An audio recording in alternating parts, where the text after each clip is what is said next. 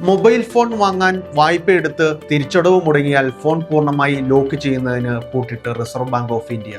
Digital ലെൻഡർമാരുടെയും fintech കമ്പനികളുടെയും രീതി ഒക്ടോബർ 1 മുതലാണ് വിലക്കിയത്. കുടിശ്ശിക വന്നയുടൻ ഫോൺ സ്തംഭിപ്പിക്കരുത്, വായ്പയെടുത്ത ആളുടെ വ്യക്തിഗത വിവരങ്ങൾ പരിശോധിക്കരുത് തുടങ്ങിയ നിർദ്ദേശങ്ങളും നൽകിയിട്ടുണ്ട്.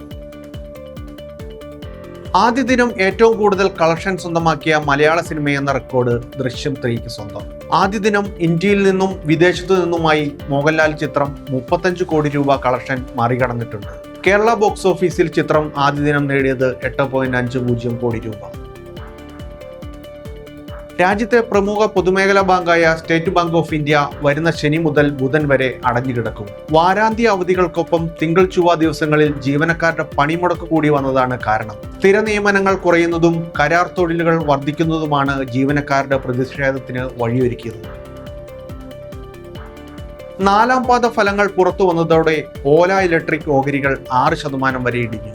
ബ്രോക്കറേജ് സ്ഥാപനങ്ങൾ ഓലയിൽ വലിയ അവിശ്വാസത്തിലാണ്. ഓഹരി വില 35% വരെ ഇടിഞ്ഞേക്കാമെന്നാണ് മുന്നറിയിപ്പ്. നിലവിൽ 35 രൂപ പരിസരത്താണ് ഓഹരി വില. 2024 76 രൂപയായിരുന്നു ലിസ്റ്റിംഗ് പ്രൈസ്. ആ വർഷം ഓഗസ്റ്റ് 20 157 രൂപ വരെ കുതിച്ചു കയറുകയും ചെയ്തു. തദ്ദേശീയമായി EV കാർ നിർമ്മിക്കുന്നതിനായി സഞ്ജൻ ജിൻഡാലിന്റെ JSW മോട്ടോഴ്സിന് SBIയുടെ വക 8000 കോടി രൂപയുടെ ഗ്രാന്റ്. ചൈനീസ് കമ്പനിയായ SAIC മോട്ടോർ കോർപ്പറേഷനുമായി ചേർന്നാണ് ജിൻഡാലിന്റെ സംയുക്ത സംരംഭം.